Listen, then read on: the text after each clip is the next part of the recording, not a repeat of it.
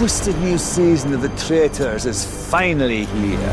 What did I get myself into? The prize, $250,000. I'm gonna lie and cheat and do whatever I have to do to win. If you're gonna come for me, I'll finish you. Shame on you!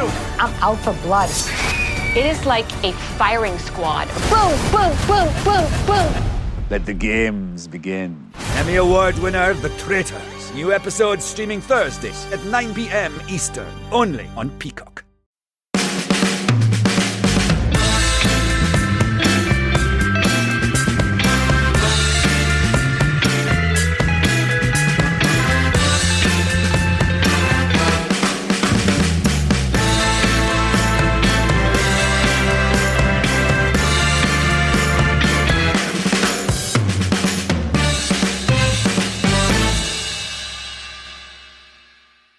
Have you recovered from your illness? What was it? Bird flu? Swine flu? Just full-on regular flu. Full-on man flu. Yeah, exactly. I have not quite recovered, as you may be able to hear. Lovely listeners, thank you for all the kind messages of support in my time of great need. Pray for Paul. Yeah, I've been fine. I just had the flu and can't really talk properly, so hence difficult to podcast. Also, difficult to stomach watching Manchester United. Let's take you in the Wayback Machine to the one of the slightly more competent performances United have put together, the 2-2 draw against Tottenham Hotspur. Was it a competent performance? What? Just before we do that, what was your favourite Moyes joke of the week? There have been quite a few going around. There was a picture of him and Fellaini, and Moyes wearing a high-vis, and Fellaini holding a speed camera, standing outside Old Trafford saying, "Don't go near Old Trafford, lads. They're giving away 3 points to everybody." Ah, very nice. My favourite was when David Moyes said that United are aiming to win the Champions League. I liked... Good one, David. I love a bit of crack. I liked it when he said that he'd got a massive lift from the Newcastle result. There's something wrong with David Moyes, Ed. I'm not sure what it is, but he's really got the talking problems. He does, yes, especially apparently to his players who are very distant from him at the moment, it would seem. But anyway, let's go back to Tottenham, because United did actually score 2 goals in that game. I guess a draw against Tottenham Hotspur away is pretty creditable, although, of course, in Spurs' previous game, and we are going some way back, they had been smashed by Manchester City 6-0, so I guess you expected a result from Villas-Boas' team. He rather needed it, didn't he? And United got a point on the road. Yeah, and I think, if our situation wasn't so dire, we would have been relatively pleased with that. And I watched that game kind of in a bubble, and I felt like it was all right. I saw lots of stick for United afterwards, and of course you don't like to concede 2 goals, but scored twice. It felt like a reasonably fair result. Both teams had chances to win it. It seems like a long distant past. Like, I can't remember any particularly useful points of analysis for that game, except I didn't think we were that bad, especially not when you compare it to what was to come. Well, yes, I mean, United had a lot of possession against Tottenham and created quite a few chances. Of course, Tottenham had a lot of chances too. And I think that's the main criticism that you could level at United. A bit too open, left Tottenham, with the opportunity to win that game. And I guess in the end it took a very special goal, didn't it, to put Spurs ahead. Sandro's absolute belter. But United got back through the spot from Rooney, and in the context of what's happened recently, a good point for United, though I'm not sure it felt like it at the time. Anyway, I guess we should move on quickly from Spurs, because it's so long ago. Everyone's debated that one, and it's long in the past. And on to Moyes' emotional reunion with Everton. He said he's not an emotional man, but I tell you what, I was after that. I felt like crying. Should we sort of encompass the Everton and Newcastle games into one massive dollop? Because it was basically the same game twice, although if anything we were marginally better against Everton than we were against Newcastle. I mean, there's not a lot in it either way. A midfield of Giggs and Fellaini, I mean, I don't know what more you can say. I don't know what can usefully be said that hasn't already been said about the current state of Manchester United. They just look a complete and utter shambles. This run of games that we're talking about today all goes back to the 5-0 against Leverkusen, and as I said on the last show we recorded, that result made me sad in some ways, because it was so clear that we don't have the capacity to replicate that. And boy, have we not replicated that. I mean, I can't think of a single player who had a decent game for United against Everton. Well, quite. No, they didn't. And the real problem is that before that, United had gone 12 games unbeaten. 5 of those were draws, and a lot of those victories were not very good performances. And where we stand today, the Leverkusen game looks very much like an exception in the season, doesn't it? And a team, I think, caught in the headlights. And this is all in the clarity of 2020 vision, isn't it?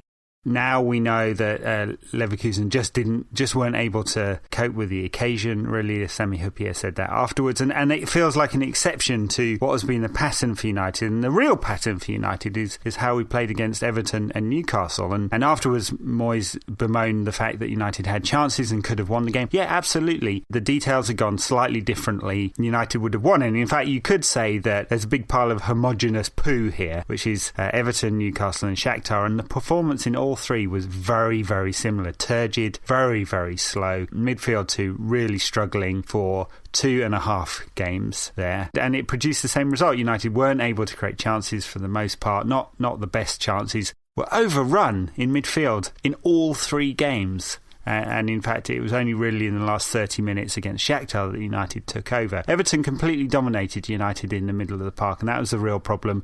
Newcastle went on to completely outpass us, which doesn't happen very often at Old Trafford, but it's a symptom of the way United are playing at the moment. Statistically speaking, we had 18 attempts on goal. I think, attempts on goal and chances are not exactly the same thing, are they? There's an awful lot of half chances in that. But it did feel like we could have scored against Everton. But the Newcastle game, considering that it came on the back of a draw and a defeat, and you'd think that the players would be whatever, I know you always we would have talked about this last week, but Moyes would have been looking for a response from his players, wouldn't he? I know that's your favourite thing, a response, but instead they got an absolute capitulation, and whatever Moyes is doing wrong, and for sure Moyes is doing some stuff wrong, the players have got to take a long, hard look at themselves, haven't they? Because they're just not performing for him. Well, they're not. There's 2 ways of reading this. The one is that, the players are not performing, it's their fault, they've got to buck their ideas up. Fair enough. The other is they don't have any faith in the coach. I'm not sure this is quite right, but there's one school of analysis that says that Newcastle result was the beginning of the end for David Moyes. And I don't actually believe it literally.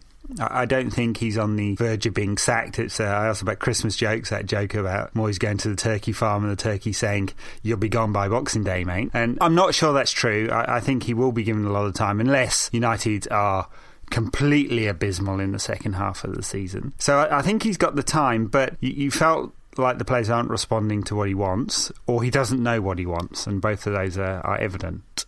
Against Everton, yes, a lot of chances, but so did Everton. Everton created a lot of chances too, and Everton, as we now know, are very neat in possession. They care for the ball in a way that United do not.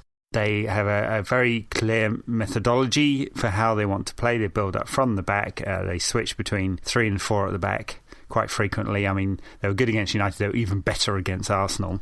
They're very, very flexible. They've got some very intelligent players there, and Roberto Martinez is getting more out of that set of players than David Moyes was able to do. And I think that's all a fair observation. And then United, unfortunately, appear to have regressed. And I do get frustrated with this defence that it's a period of transition. Well, the transition, sure, from Ferguson to Moyes, and from Ferguson's coaches to Moyes' coaches, and Ferguson's method to Moyes' methods.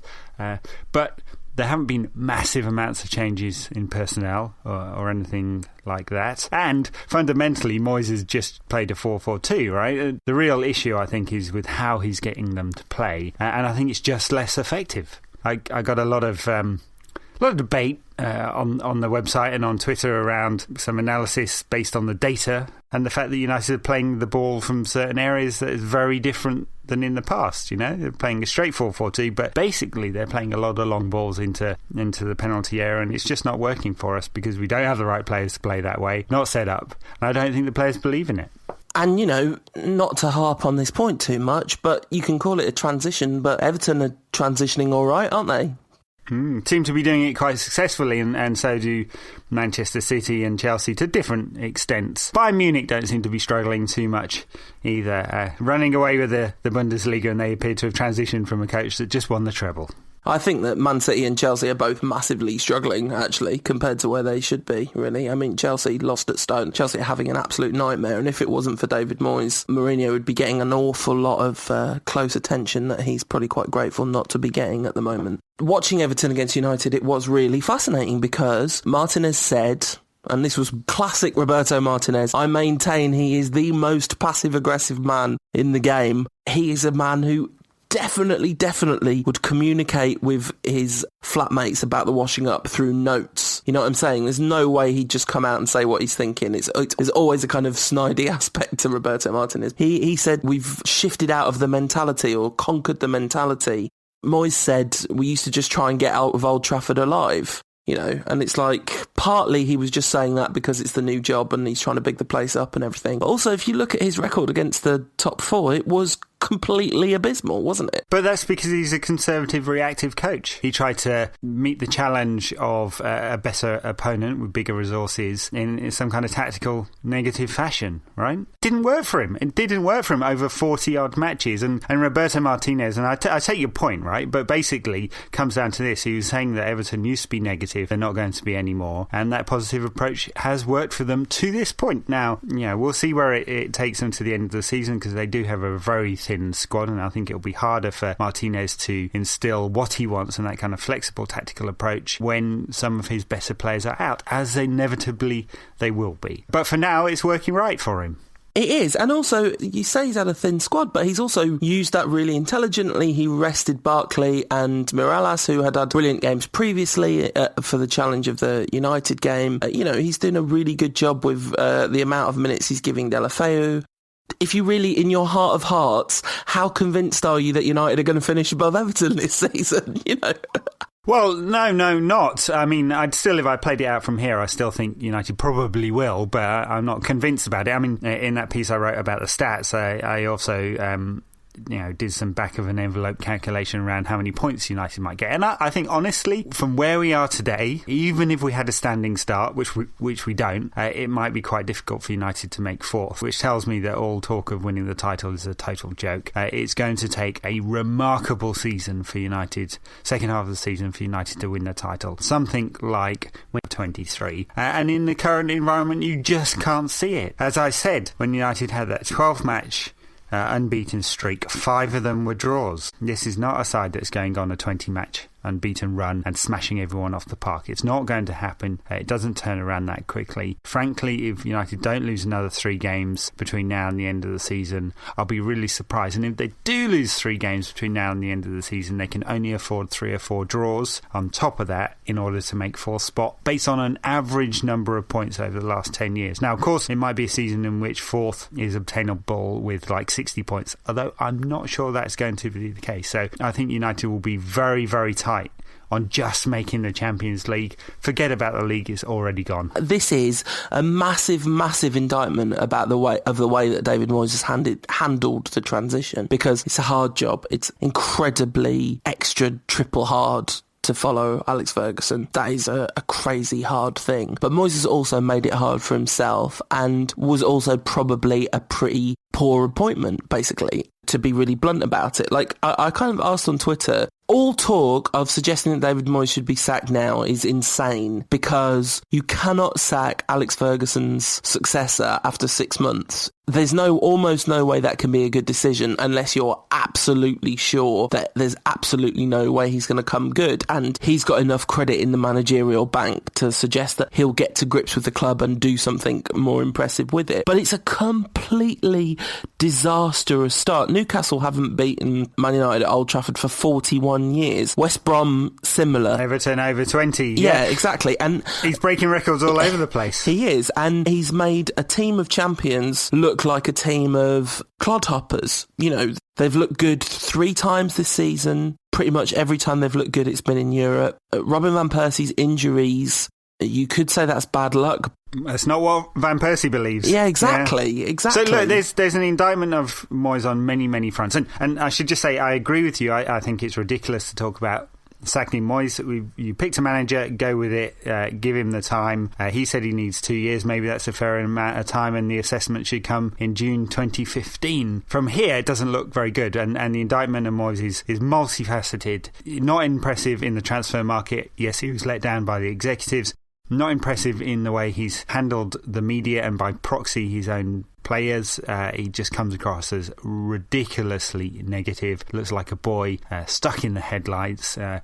Boy in a man's game. doesn't he? That picture of him staring at his shoes this week was very unfortunate, because it just looks like he's a man not quite sure where he is or what he's doing. I think the tactics have regressed.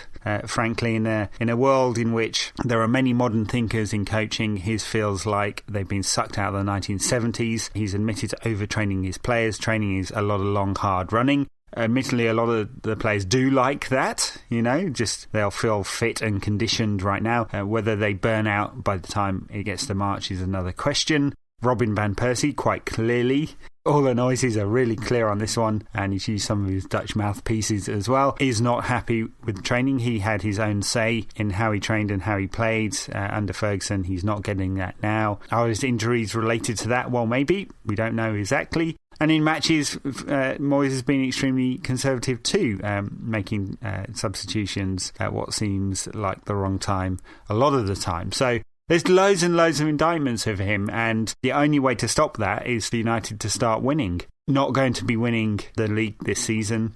I'm quite positive about that one. I think it's almost no chance United win the Champions League. There are 5 or 6, maybe more than that, sides that are better than United in the Champions League. From here on in, it's about some decent performances and picking up enough points to make sure United are in the Champions League next season, because if the club are really serious about challenging, we know that a lot of money needs to be spent in some very key areas, and United not in the Champions League is going to be very hard to do that, even if the Glazers release the money.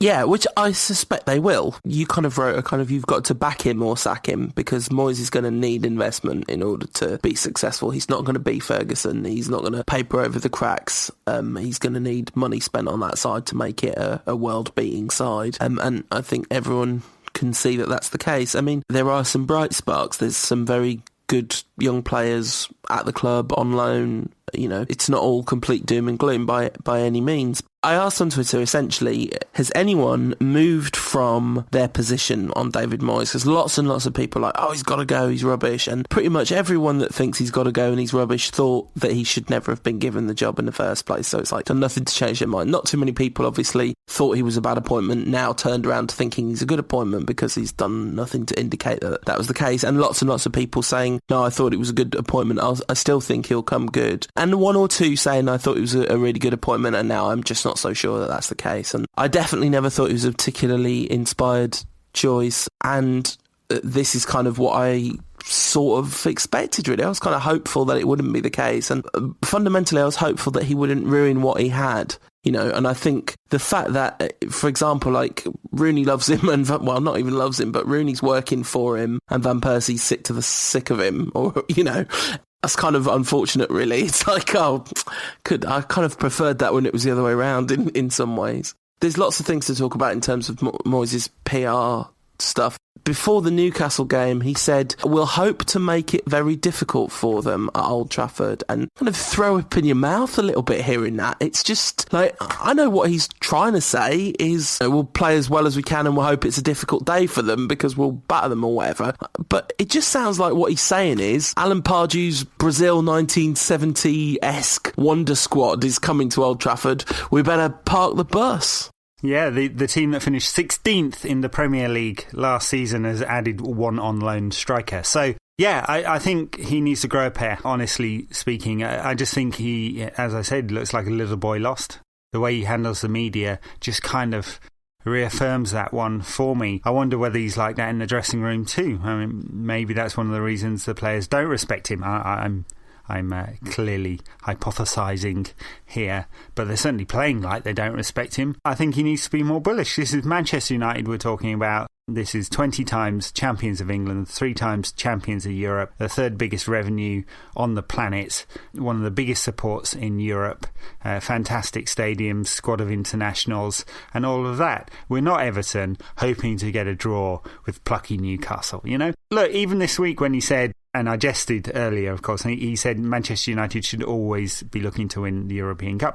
Absolutely right. And then he said, I hope the draw is kind to us in the next round. Who cares, right? if we're the best in Europe, let's pull a combined joint 11 of Bayern Munich and Barcelona, who cares? And frankly, we're going to get smashed all over the park by anyone who's half decent. But, I just want Moyes to grow a pair and act like United is the biggest club in the land, because that's what United is.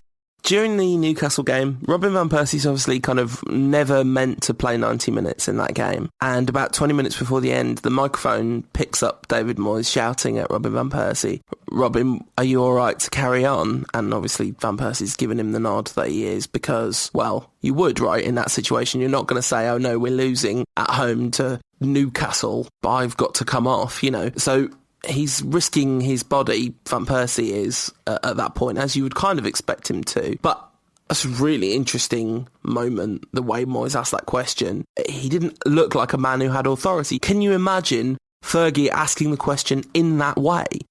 Right. Even worse, after the game, he said we were due to only give him 70 minutes, but what would it have looked like if I'd pulled him off then? Hang on a minute, so you're making decisions based on what you think the reaction will be. Oh dear. I mean, this is a man who's now reacting to the bad press that's coming his way and devising his strategy on that basis. It's not good. It's really not good, any of it. And none of it instills confidence in us, the fans, and I suspect it's not doing the same in the players either. Johnny Evans said this week that the confidence has gone. He was very honest, Johnny Evans, I think, in his assessment. I think the way United played in 3 games this week showed that there's a real lack of confidence, and it all bears itself out in the stats. United's passing success rate is below 80% this season. Part of that is to do with the tactical approach that Moyes has taken. It's a little more direct. Part of it's to do with United just not moving. It's such a static performance, and some of that has got to come from the fact that the confidence is really poor, and none of it looks very good. I think, honestly, if I was David Moyes right from here, he can't go and instill some kind of tiki-taka formation and hope United are going to play their way out of it. The best that we can hope for is the dogs of war for a few games, which of course is exactly what Ferguson did in a few situations that got very sticky for United. And United have to fight their way out of this one just for a little bit, just get a few wins under their belt. I can't tell you how important it is between now and the end of the year for United to win a whole bunch of games. Absolutely. Talking of the way players have been talking about Moyes, did you see the BT Sport diary thing with Rio, where he said waiting just before the match is turning him into a madman, deciding whether he was going to get a game or not? I didn't see it, but I read all the quotes, and it was interesting that a United player was quite so publicly critical of his manager, wasn't it? It's kind of interesting because I watched it and it definitely reads more cut and dried than it sounded. In black and white, the quote looks quite intense, actually. It's Rio, he's talking to a camera, he knows what he's doing to a certain extent, but there is much more levity in the way he's saying it when he presents it verbally himself.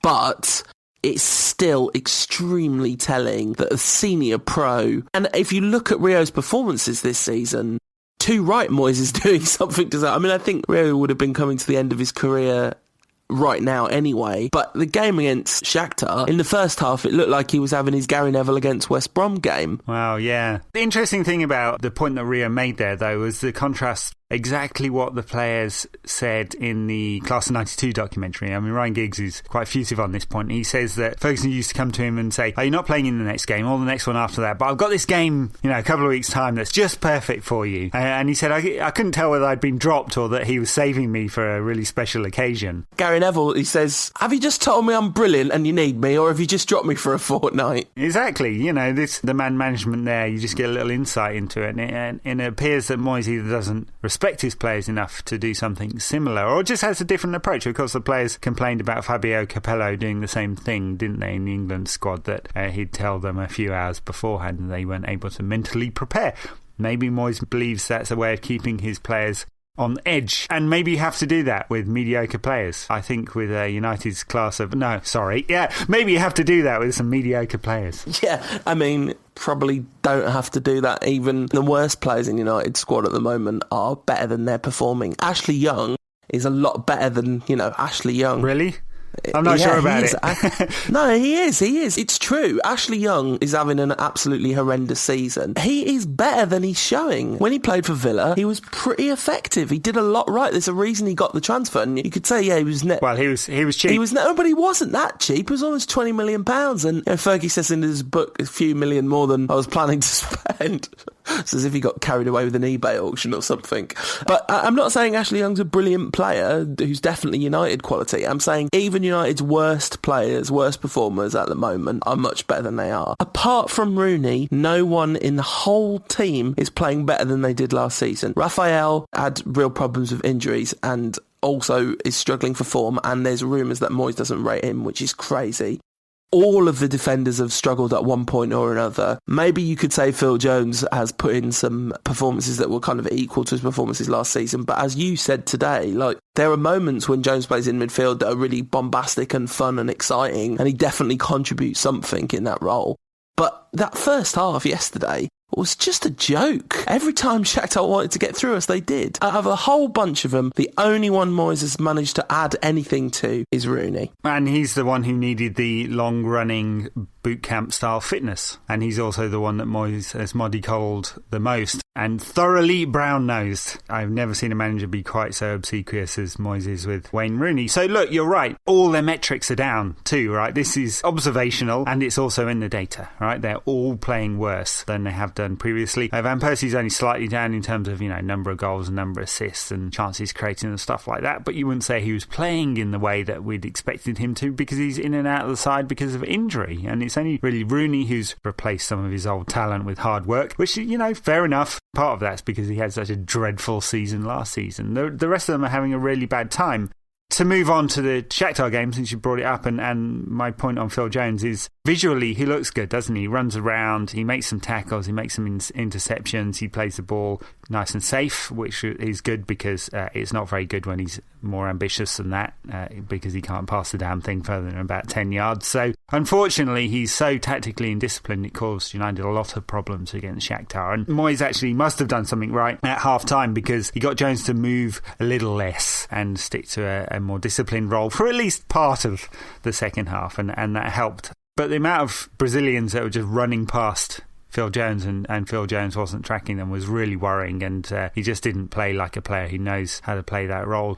In the second half, he was better. I think he was a little more disciplined, and of course he got the goal as well, which always helps you reassess a player's performance, doesn't he, when he scores? But there weren't many others, were there? I mean, yeah, and I definitely think he, in the second half, I think he ended up being United's man of the match, really, Phil Jones, probably, in the scheme of it, because but there weren't many others, were there? Yeah, he was the one that really looked like he was trying, and I really think he's a brilliant player. I really love him, I definitely... Oh, so do I. I mean, my frustration is that I think we've got a player who could be a world-class central defender and a pretty good midfielder. Which would you rather have?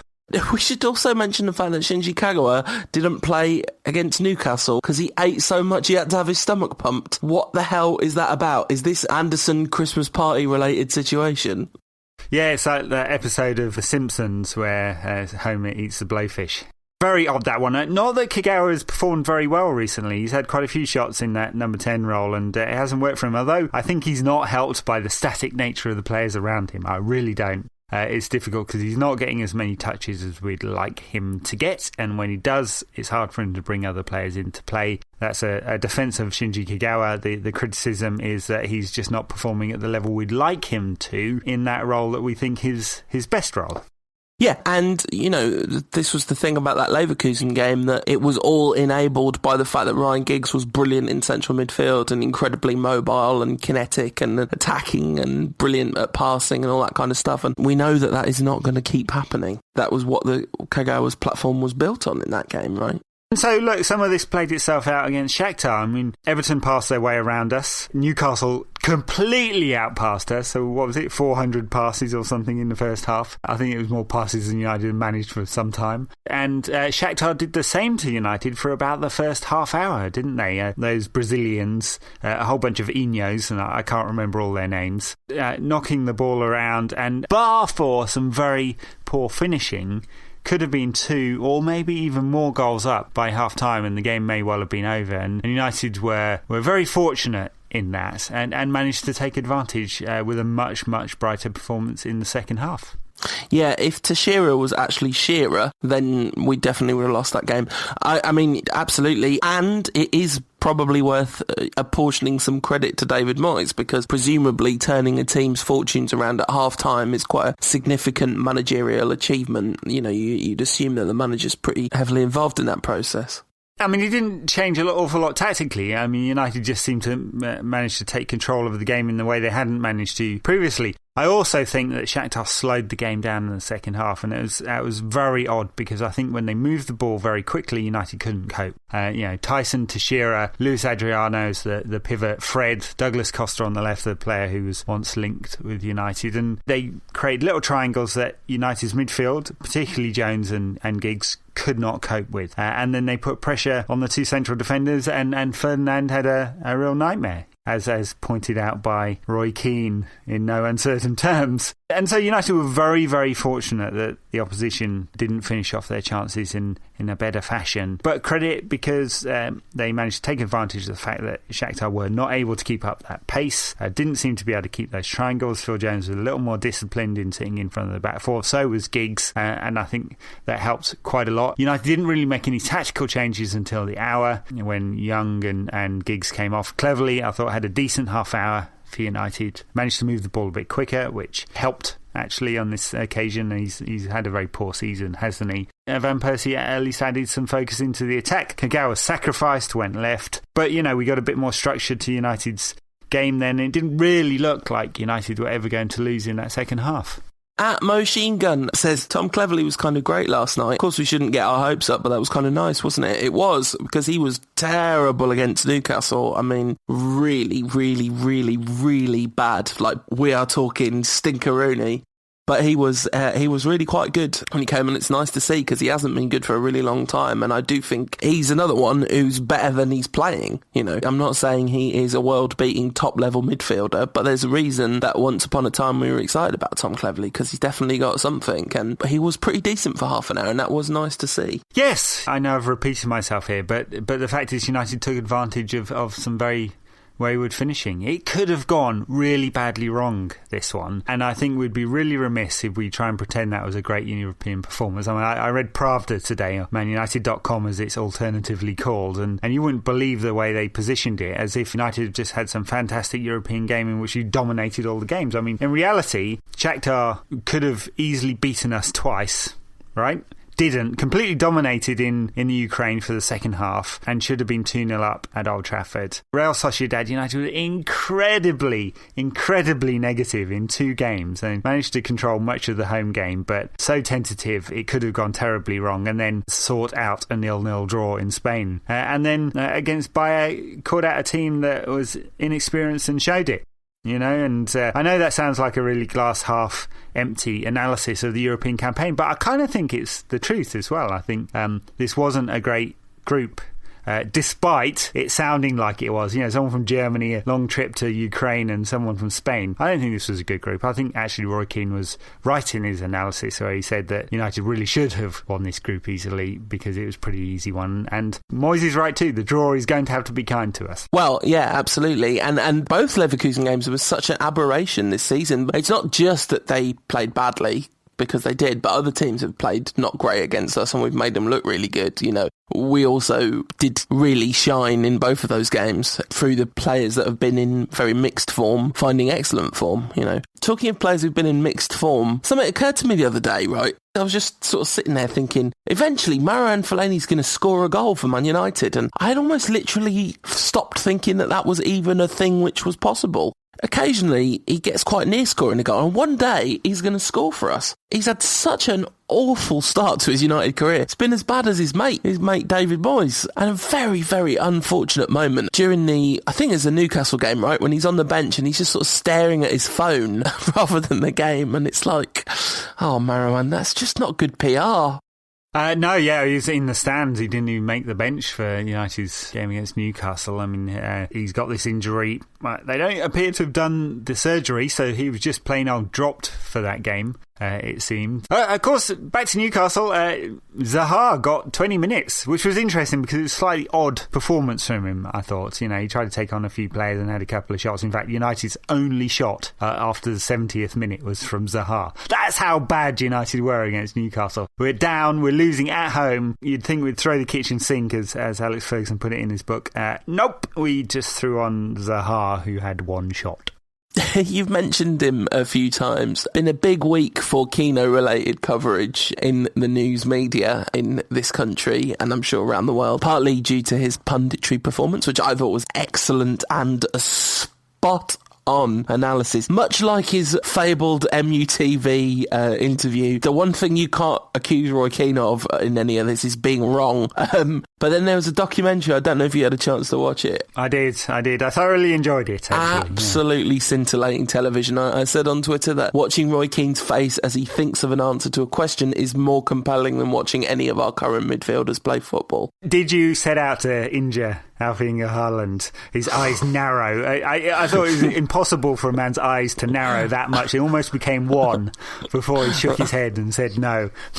What was he really thinking, I wonder? But brilliant stuff from Vieira and Keane. It almost brought a tear to the eye there. Mutual love at the end of the programme, where Keane said, I loved competing against you. It was an honour to play against you. I always knew that I had to be at my best. And just a little moment after they had that argument in the tunnel, and they're having to go at each other, Roy Keane comes back and says, I'll see you out, I'll see you out there. They look at each other, have a little smile. Yeah. They loved it. They loved the war and they loved the competition. And it was just fascinating because they're the kind of players that just don't exist anymore. It's amazing how quickly that role has gone out of the game, really. The closest thing at Arsenal is Matthew Fellaini. He came on as a sub in that brilliant Arsenal-Everton game the other day. He just runs on the pitch shouting, just shouting everyone, come on, this is Sparta, this is the Emirates. But there's nobody like either of them in the game. Fellaini, we've got nobody even close to the character of Roy Keane, and he gets so much stick from United fans, and the one thing that he gets called all the time is bitter, and I think this is an extremely poor read of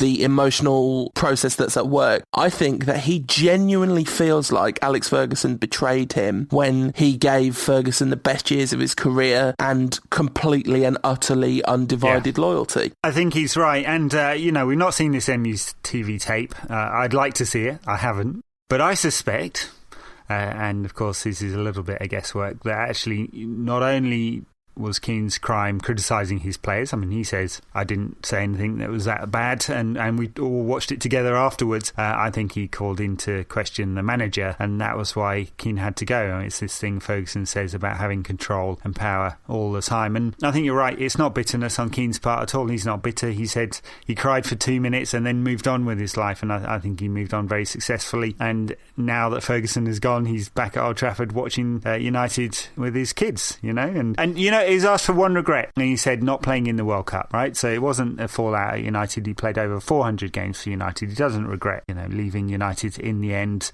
He does feel betrayed by Ferguson, and for the most part, he's right in his analysis. If the two of them told me a story of something that had happened between the two of them and they both relayed a very different account of the situation, I would assume that the truth lay somewhere in the middle, but quite a lot nearer to what Roy Keane was saying. You know what I mean? It's like I'm sure that there's a spin put on it by Keane as well, but I think much, much less of a spin than Ferguson, who, Ferguson sets off my authenticity radar.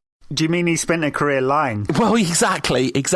When somebody is lying, there are things which are incongruent. The body language, the energy that they're giving off. Roy Keane, he radiates that whatever else you want to say about him, he believes what he's saying. And there are a few really moving moments in that documentary. The bit where he's always said that in his autobiography, he's really scathing about his own Champions League medal, saying that he basically doesn't feel like he deserves it because he didn't play in the final, he didn't win that medal, and it was his own fault that he didn't play in that final, which, God, that's a hell of a bit of self-analysis. But in this documentary, he says, but I did play in 11 out of 12 games in that competition, so I don't know, maybe I slightly deserve it. And that got me, man. I was like, because I've always thought it was so sad he didn't feel like he earned his Champions League medal when we would have had absolutely no chance whatsoever, not a cat in hell's chance of winning that trophy without him. So, of course, the other thing he said about that was that he felt insulted by Ferguson's description of his performance in Turin. Ferguson said he was a man mountain, he covered every blade of grass, and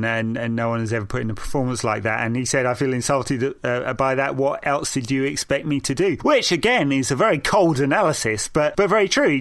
I guess the human side of us is saying, well, you're going to miss out on the biggest thing in your career. We think about Gaza and not being able to cope with the knowledge of missing out on the biggest thing in your career. And Roy Keane has a very cold analysis of it and says, no, I put in the same performance I'd always. Oh, he also said, was that in his latest book? And the interviewer goes, no. He goes, no, it wasn't, was it? I mean, there was definitely an undercurrent of cattiness in that. Like, his team selection is brilliant. Oh, yeah. And the interviewer points out at some point, like, I notice you've picked Stam, Beckham, Ruud van Nistelrooy and Roy Keane in there. Anything in common those players? And he's like this little cheeky grin on his face. Keane does. And then the other thing was, there's a photo on this pinball they're looking at of like shared memories of their career, and Ferguson's got his arm around Keane in the dressing room, and Roy Keane says, oh, that's when he still liked me. And it was heartbreaking. You know, this is a personal relationship that's been shattered. And when Keane goes after Ferguson's loyalty and United fans start saying, oh, he was at the club for 26 years, how can you say he's not loyal?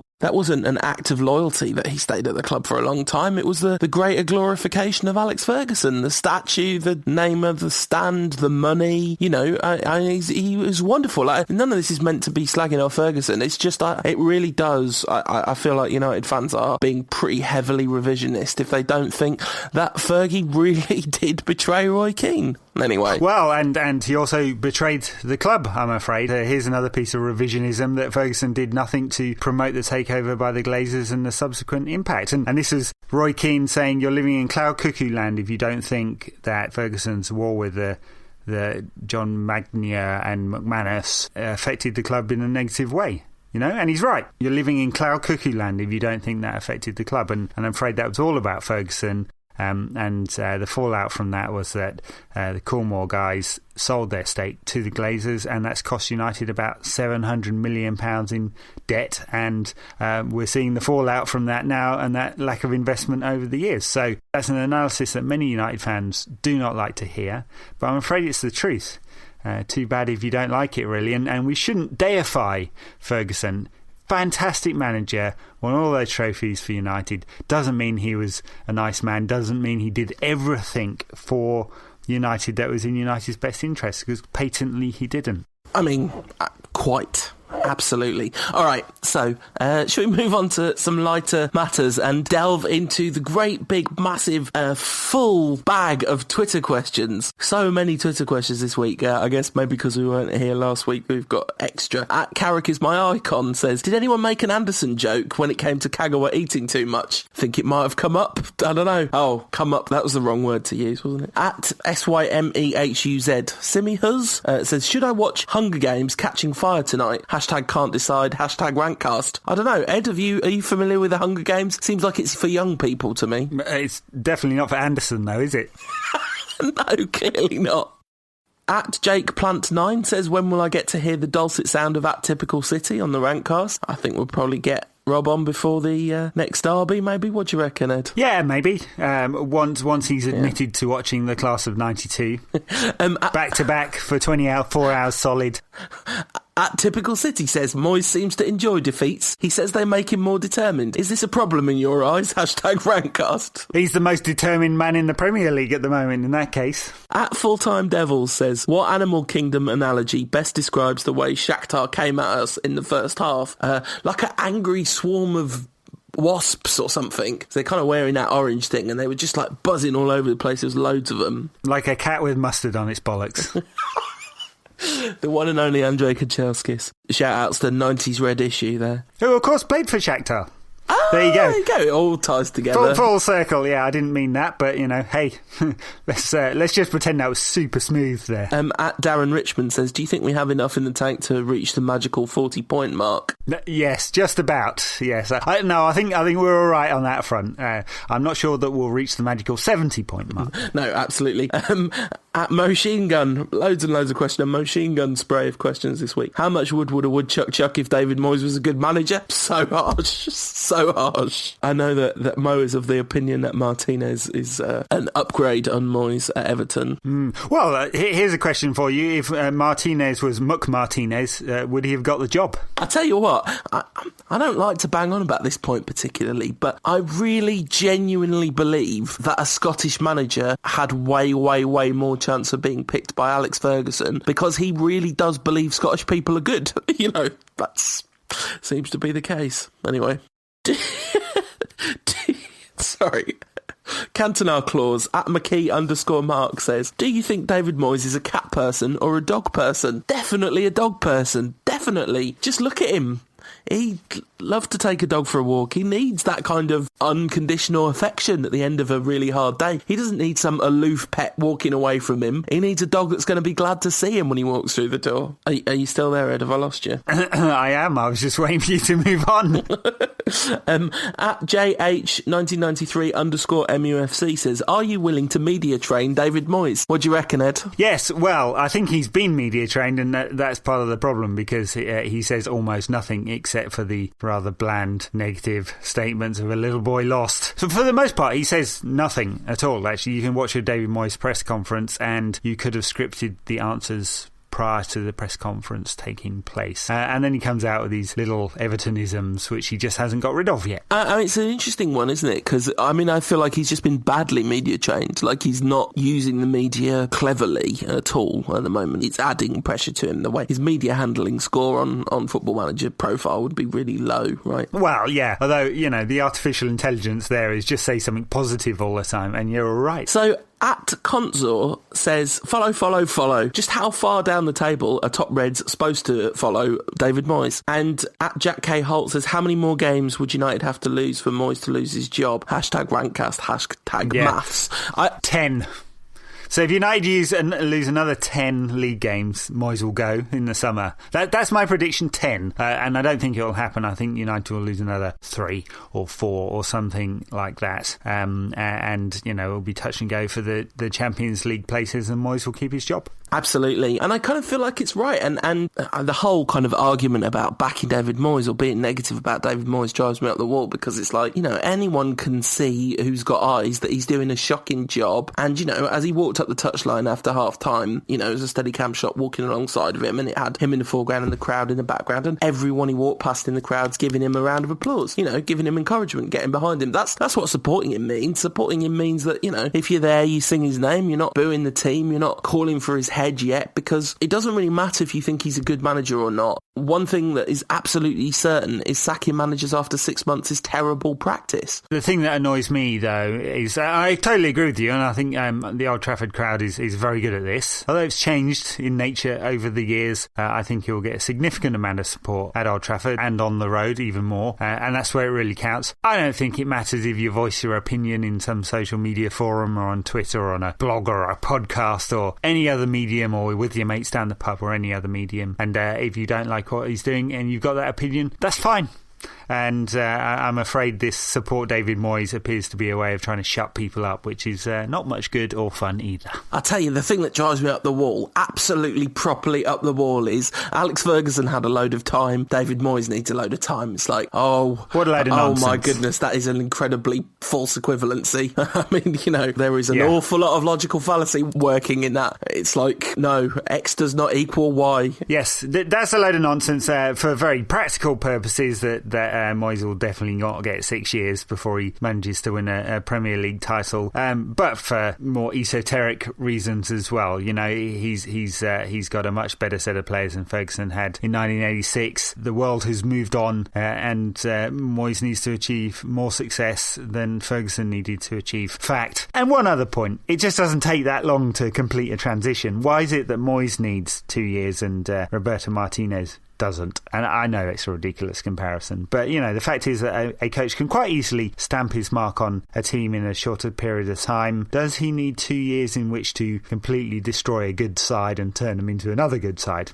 Maybe. The question is, how bad do you think United really were before Moyes joined, and has he taken them backwards or not? Well, quite. All right, just a couple more Twitter questions. At Tom_McGee says, do fans who sing sacked in the morning genuinely think you can only get sacked in the morning? It's an interesting statistical analysis to do on what time of day managers got sacked and how likely it actually was to be in the morning. I suspect that more managers get sacked after games later in the day, right? You're getting sacked this evening. It's a good question, yes. I mean, I think the chairman fall into two scores there. One is the sack in the morning, and when their hat-trick men will turn up at the training ground, a la Roman Abramovich's preferred method, and ships the coach out early in the morning, or the old school chairman who likes to wander into the dressing room and go, "You're fired, son." All right, at office I'd love to be a football chairman. I'd fire some coaches. Would you? You wouldn't be all about stability and building for the future. You'd be like, hire them, fire them. Well, it depends. You know, if they play some nice football, I'd be quite tolerant. If it's a bunch of long ball hoof merchants, also known as David Moyes, I might not be quite so tolerant. Pulis out. At office_monkey, second penultimate Twitter question. What's your favourite Christmas song, bar the 12 Days of Cantonar? Mine is, if we're going traditional, it's Little Drummer Boy, and if we're going contemporary, it's obviously Fairy Tale of New York, the best Christmas song. Ah, yes. I love a bit of Pogues. Yeah.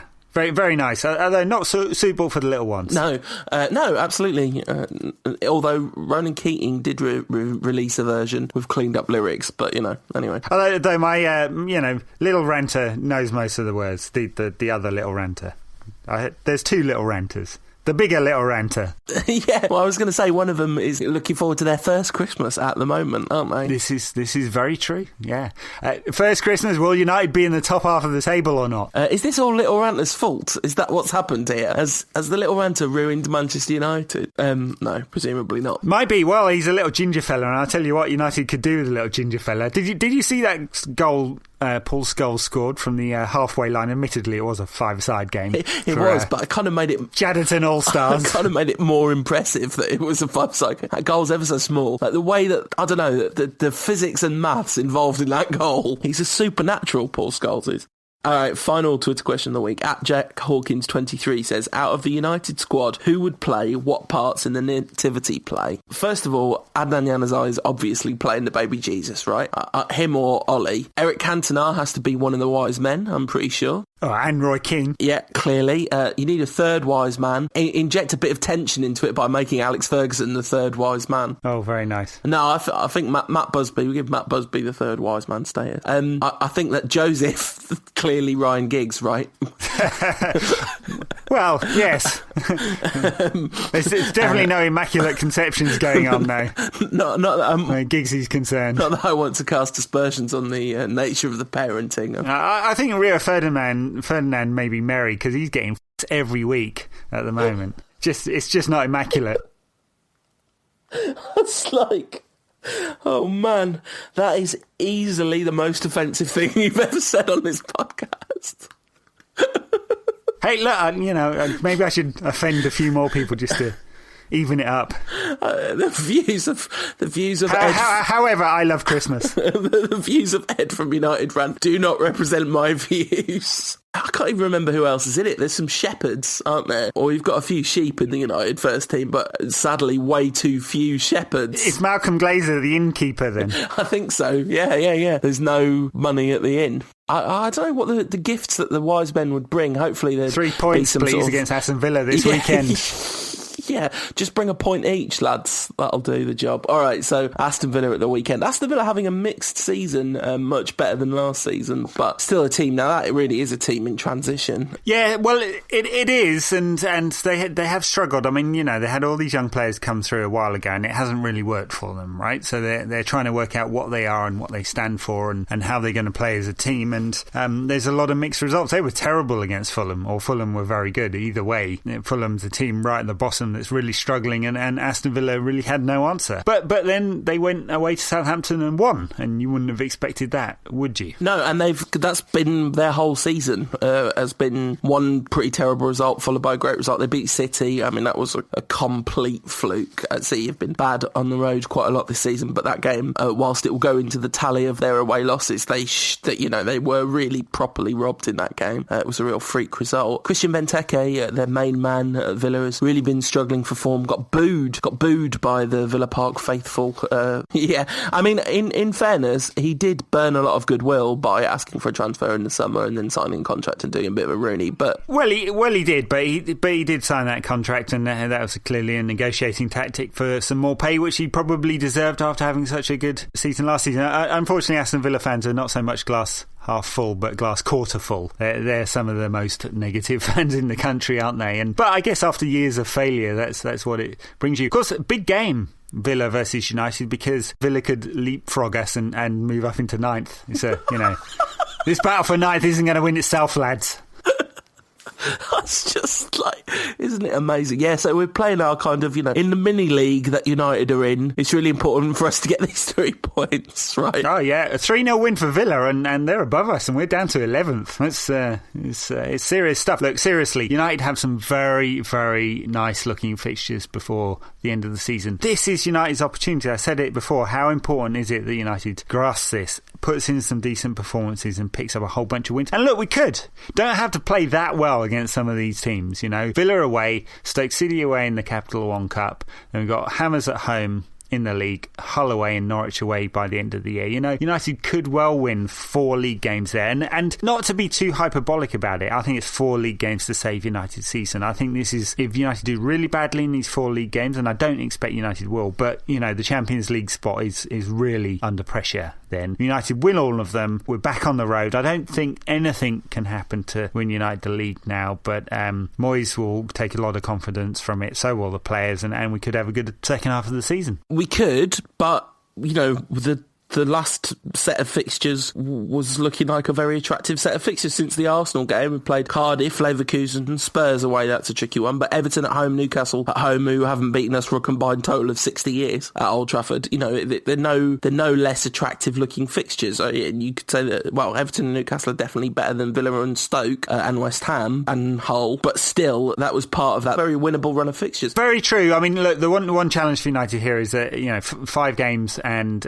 4 of them are away from home. I mean, admittedly, one's in the Capital One Cup that no one really cares that much about. Although maybe Moyes will do because it's his best chance of trophy this season. But, so 4 away from home, so that could derail my belief that United could go on a win here. But look, these are not good sides, Newcastle are playing quite well this season. Apart from that 3-0 loss at Swansea, they'd gone on a win of 4 wins in a row, I think it was, and Everton are playing some really good football. Just look at their game against Arsenal, where they took on Arsenal at their own game and almost beat them. I'm not being revisionist, I'm just saying that those 2 sides were playing well enough that they could take advantage of United's weaknesses. I don't think that Villa, West Ham, Hull and Norwich are playing well enough to take advantage of United's weaknesses, so this is a massive opportunity for United. Yeah, absolutely. We should talk about the Stoke game because it's going to happen before next Rantcast, even though a Capital One fixture didn't warrant mention in the intro of the show. It is a football match, and it's always nice to beat Stoke. It's always been nice, and now they're managed by Mark Hughes, so it's extra super, extra mega nice. Yes, very true, and I think it's quite important for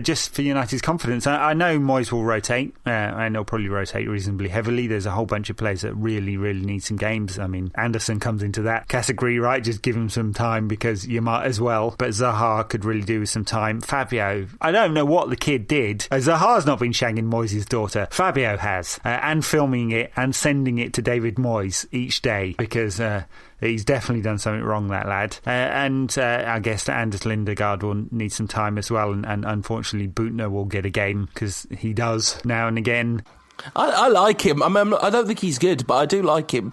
Sure, there's nothing not to like. Apparently he thinks he can make the Dutch national squad.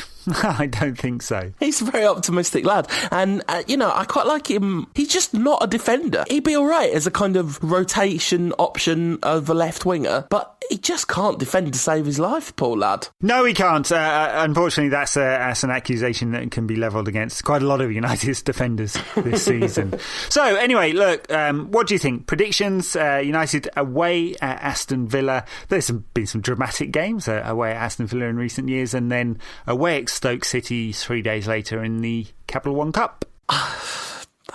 how do you predict it? How are you supposed to predict it? I mean, if you think about United's midfield against Villa, it's depressing. I suspect a narrow win is kind of the best we can hope for, really. A really outstanding performance seems a long way away at the moment because there just isn't the personnel in the centre of the park to put that together unless a miracle happens and you get a really great performance out of, say, Cleverley and Jones or Fellaini or something. I think if Cleverley plays the absolute maximum of his potential, that could be quite good. But yeah, I suppose a narrow win against Villa, 2-1 or something, Robin Van Persie winner. And then I think Stoke's going to be a really difficult game because they're not going to rotate. I don't think they're not really in any serious danger of getting relegated, Stoke. So this is going to be, surely you would think at the beginning of the season, this would be a trophy they lock their eyes on and say, yeah, we can really go for this one. And I think they'll play their full strength side and we'll play our squad extras and fillers and all that kind of stuff, and we'll probably lose. I think that's a more likely outcome. So I'm going to predict a 2-1 win and a 2-1 loss. Wow. Well, of course, Stoke beat Chelsea with a storming goal in the last minute the other day. I mean, I guess that will fill them through with a lot of confidence, won't it? So, I rarely predict a loss for United. In fact, I don't think I ever do. Despite many accusations of being negative, when it actually comes down to it, I can't help myself. So I think United will go and win at Aston Villa 1-0. Because that's the only way we could possibly win. And the kids will get a creditable 2-2 draw with Stoke and win in extra time. So there, 3-2. Yeah, okay, all right, very good. I mean, that's, it's exciting times anyway. It's definitely interesting. I've been thinking a lot about how, this is what it's like for normal football fans, right? Your team quite often loses, and it's been weird for United because losing is obviously something that is just doesn't happen very often for United fans, certainly not losing at home. And the fact that it happened twice on the bounce was a bit of a shell shock, for everyone. And I think mainly United fans are probably just concerned. I do think it's slightly difficult for us to visualise a kind of descent a la Liverpool in the 90s, given the commercial power at United's disposal. And you'd think that so long as whoever gets the job next, assuming Moyes doesn't turn it around and come good, whoever gets the job next, that's when you really are looking at whether there's going to be a systemic decline or not, right? I think you're right. United have plenty of financial muscle here. Of course, there's £280 million of net debt. Gross debts are in the 360 region, right? So there's plenty of money to pay off there, but the interest rate is much lower after several rounds of refinancing. United have financial muscle here to go flex. So if the Glazers want to maintain United at the top of the European game, then they're going to have to go spend that money. That's a big question, of course. Do the Glazers really want that? But there's plenty of financial muscle there. I guess my real question there is, will Moyes be given it? And maybe January will be a sign of faith or not. And if he's not given enough money to at least strengthen a little bit, because I'm telling you now, United's place in the Champions League next season is not guaranteed, and strengthening is required. I mean, the thing is, though, I'm not sure how much January is going to kind of indicate what Moyes' standing is with the Glazers in terms of financial muscle, because spending money in January is so difficult, because you can't get any top player, basically, because all the top players are cup-tied for Europe. The only way you're going to get top players is if we're out of Europe, and so are their teams. The United won't be, but you can still, there are plenty of players around, and United definitely need to strengthen. Anyway, look, this is a conversation we'll definitely have to have over the Christmas period as we approach the transfer window, and maybe we'll get some better idea about who United are targeting. In the meantime, we ought to save your throat and your nose, your illness, the blowfish variety, or the swine flu, as I think it might be. Sounds like it might be coming back. And I think in the meantime, United are going to get a couple of wins and we'll get this show back on the road. What do you think? All right. Well, here's hoping. As long as we win in the league, I'm not too fussed about the Capital One Cup, but yes, as long as we win the league, it's going to be glory, glory, Man United here on out. This podcast is part of the Sports Social Podcast Network.